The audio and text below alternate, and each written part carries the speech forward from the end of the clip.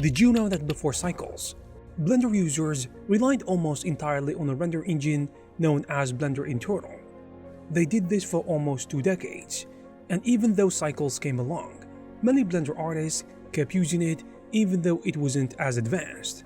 So why was this render engine special, and why was it discontinued at the end?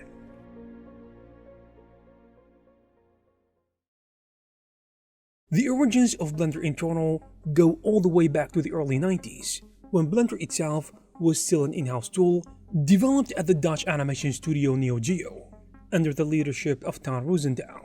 Back then, most 3D software were extremely expensive and ran on very expensive, high-end SGI workstations.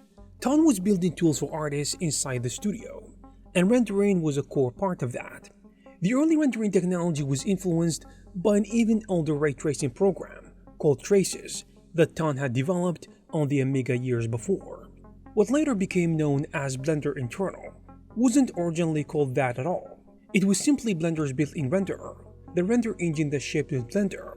In the mid to late 90s, it was mainly a scanline renderer, meaning it focused on speed rather than physically accurate lighting.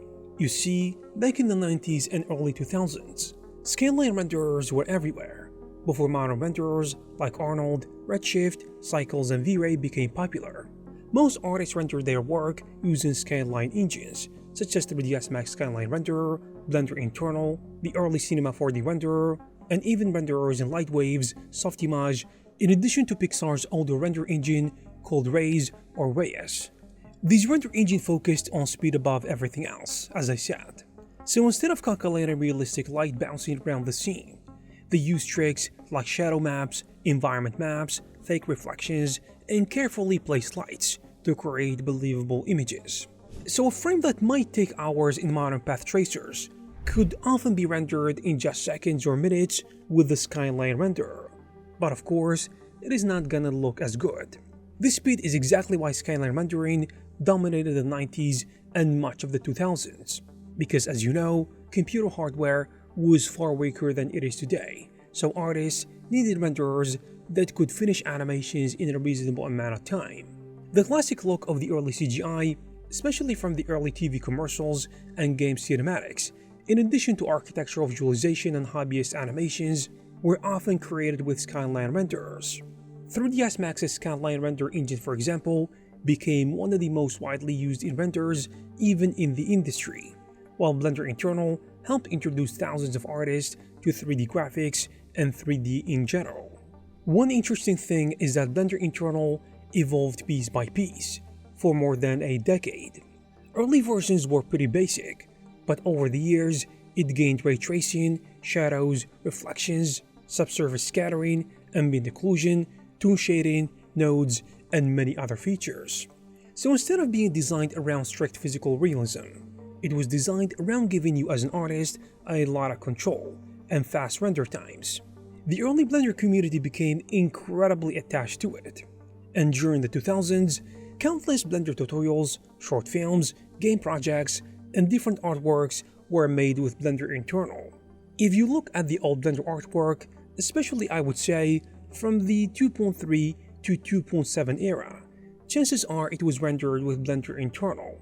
It was also tightly connected to the Blender game engine, which made it popular among hobbyist game developers.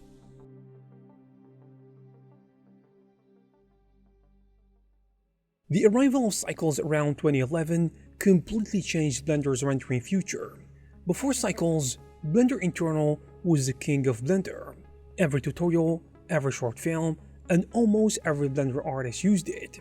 Then suddenly a new render engine showed up, which could do realistic GI, physically accurate materials, proper light bouncing, and eventually GPU rendering.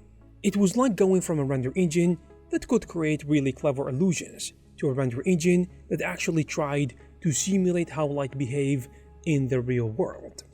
At first, many artists didn't switch immediately, which was expected. Early Cycles was actually missing a lot of features, which Blender Internal users relied on. Blender Internal, as I said, had things like toon shaders, render layers, fast NPR workflows, and many production tested tricks that Cycles didn't have yet, at the time I mean. On top of that, Cycles was much slower in the beginning because physically based rendering requires a ton of calculations. So for several years, both engines lived side by side, but every Blender release seemed to bring more attention and development to Cycles. Developers were pouring resources into improving it, while Blender Internal received fewer major updates. So artists could see where Blender was heading, with new rendering features, GPU acceleration, better materials, and eventually PBR workflows were all being built around Cycles rather than the Blender internal engine. And this created a bit of a divide in the community. Many longtime Blender users loved Blender internal because they knew all its shortcuts and tricks. They could create great looking images very quickly, without waiting for noisy path trace renders. Some artists even argued that Blender internal was more realistic because it gave them direct control instead of forcing physical realism. By the mid-2010s though, the writing was on the wall. The entire industry was moving toward physically based rendering, with render engines like Arnold, Mirai, Redshift, Corona, and RenderMan, which were all embracing PBR workflows. So to keep Blender competitive with professional studios, Cycles made much more sense as the future. So as you can see, Cycles didn't kill Blender internal overnight. It was more like a long, slow replacement that happened over nearly a decade. Blender internal gradually went from being Blender's flagship render engine to being a legacy render engine that people kept around for compatibility and older workflows.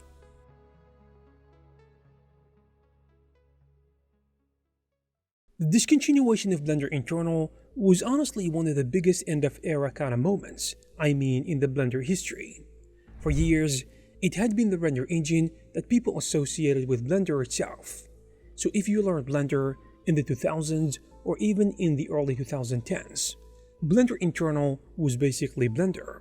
Then during the development of Blender 2.8, the developers finally decided it was time to let it go. In 2018, Tom Rosendale himself announced that Blender internal had been removed from Blender 2.8 after being part of Blender for roughly 25 years. The reason wasn't that Blender internal was bad. The problem was that Blender was changing underneath it. The 2.8 version introduced massive architectural changes, a new dependency graph, a completely new viewport system, EV, and continued Cycles development, and keeping Blender internal alive would have required a huge amount of work just to make it compatible with all the new systems. A lot of artists saw that coming for years, before it actually happened. Blender internal had already stopped receiving major development while Cycles were getting constant upgrades. Then EV arrived, offering real-time rendering with modern PBR workflows, and suddenly Blender had two modern renderers, while Blender internal looked increasingly tied to the old rendering techniques. Still, the community reaction was pretty emotional, which is expected if you have used something for more than 10 years. And many artists spent years mastering Blender internal's tricks. Some people loved how fast it was, others preferred its not-realistic rendering tools, in addition to its toon shading and artistic flexibility. When the removal was announced, forums were filled with posts from artists saying things like, "Rest in peace Blender internal," because for many of them, it felt like losing an old friend. Not literally, but you know what I mean. And the situation became even more dramatic, because Blender internal wasn't the only thing disappearing. The Blender game engine was removed too, around that same time.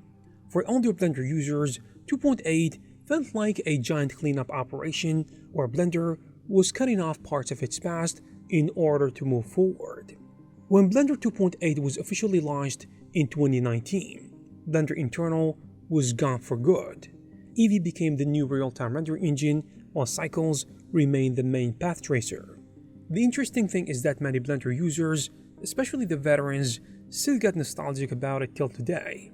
Not because it was more advanced than modern renderers, but because it represented an era when Blender artists were constantly using clever hacks to fake realism, like fake GI, baked lighting, painted reflections, toon tricks, and old node setups. So as you can see, Blender internal was full of little artistic tricks and shortcuts too, and modern renderers are far more realistic, but Blender Internal had a certain personality that many longtime users still remember fondly. And there you have it, guys. If you like this video, please give it a thumbs up. Also, please subscribe to this channel to receive more videos like this. Thank you very much for watching, and I will see you in the next one.